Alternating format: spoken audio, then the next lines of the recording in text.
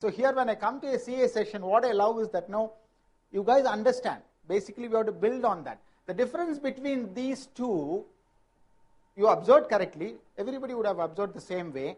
Between these two is that how efficiently they used their debt portion. Makes sense, isn't it? So has the EBITDA been reflected in the PAT margin? See, the struggle for a cement company is that they have to keep on borrowing. That's why the EBITDA margin more or less remains the same. But the PAT margin keeps fluctuating because you have increased the fixed component and the variable components come into play here. When the variable component come into play, probably it erodes your PAT margin. Okay, so you have to compare both of them. If I ignore this, probably I ignore how the industry functions. If I ignore this, probably I ignore how a company functions. That is the sector specific EBITDA, and the PAT is the firm specific. Make sense?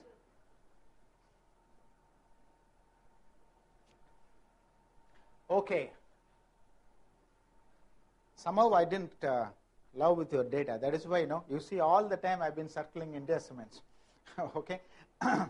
So similarly, ROE and ROCE, return on equity, return on capital employed, both gives you the similar perspective of EBITDA and PAT, isn't it?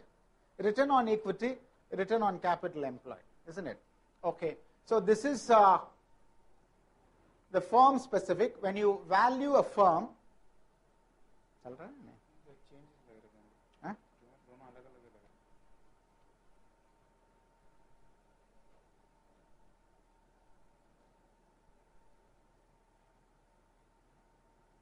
नहीं चल रहा है.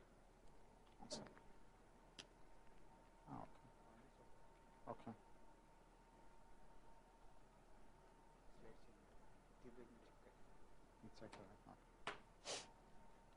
Sorry about it. That one way of giving me mobility actually. Now I am forced to stay back because that remote is not functioning. Okay. Getting back to ROE and ROCE, return on equity and return on capital employed. Let's see what is circled here. All of them are in double digits. Okay, ROE is excellent here. Again, you see the improvement in ROE here, Srish Cement, and return on ROCE should be lower and ROE should be higher. The equity return should be, because you have a tax benefit. Okay. What is the difference between valuing equity and valuing a firm is that value of a firm. So value of equity, we can do many ways. Okay, we will get to that equity valuation. Now we are into value of the firm. Value of equity plus difference excess. Let's put it this way, not difference. We'll say that excess of equity over debt, right? So if the ROE is 29, ROCE is 20, I get another 9%. I use my debt effectively, and plus I have the tax benefit of debt. Because it's tax deductible, I get that benefit also. If I fund, so I have many ways of skinning a cat, right?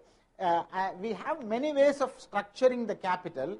So, and another possible area of nowadays is that capital structuring for the clients. That is a one good area. I would love that. Yeah. So if you how to structure a capital is an art actually. How much you have to have a debt, how much you have to have the equity. What is the motive for capital structure? Anybody? I'm looking for a right word. The capital structure should be in such a way that it should optimize the firm's. That is the word I was looking for. I stopped you because I was looking for optimization. Optimization of the performance of the firm. Okay. So it could be, so how would you do this optimization? You have used the word. So I say that 33% debt and 66% equity. Okay. So that ratio is all right? Or 80-20, 75-25? Not necessarily. It varies a lot. Yeah, okay. So, in other words, you are telling me is that I not only see the capital structure, I see the scenarios of the performance of this capital structure, future generation of cash flow based on the capital structure, isn't it? Okay, good thinking. So, what is missing here? So we had when you value the firm, you value the equity plus you get the excess return over the debt, and you have the tax benefit of the debt, and what else? There is one minus here. Probably many guys miss this minus because it is inbuilt into the structure but not visibly seen actually. This is called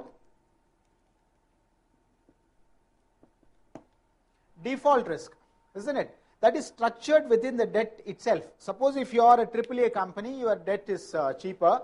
If you are a BBB company, debt is expensive. And if you are downgraded like a Spain, actually, then it's God's particle, right? God will save you.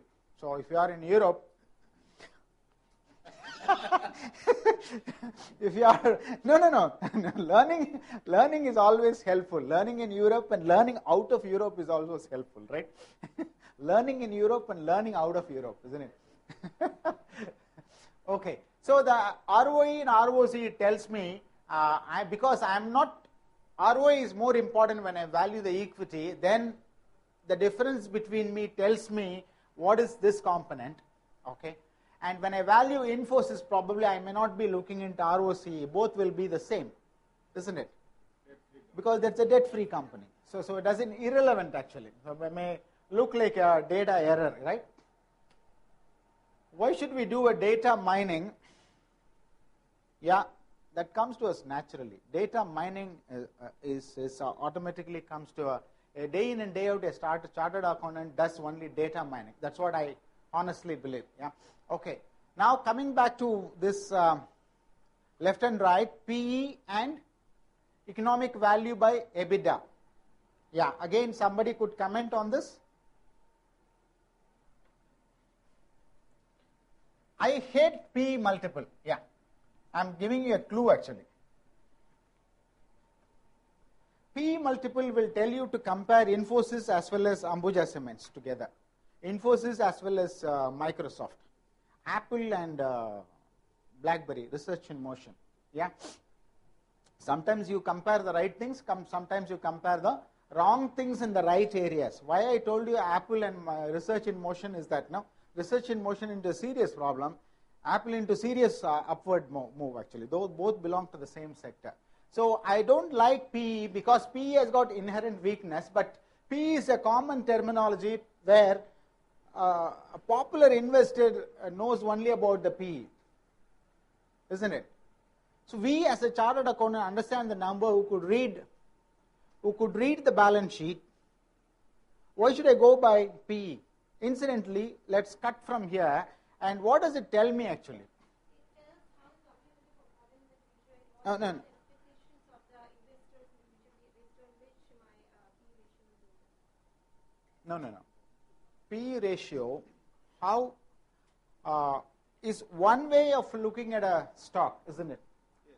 What is the 14, 15 multiple or something like that? That is called there are three sections to the valuation. Anybody now? One is relative, isn't it? That's what we are doing now. Relative is more beneficial when you are looking into 2-3 things and you have all the metrics like,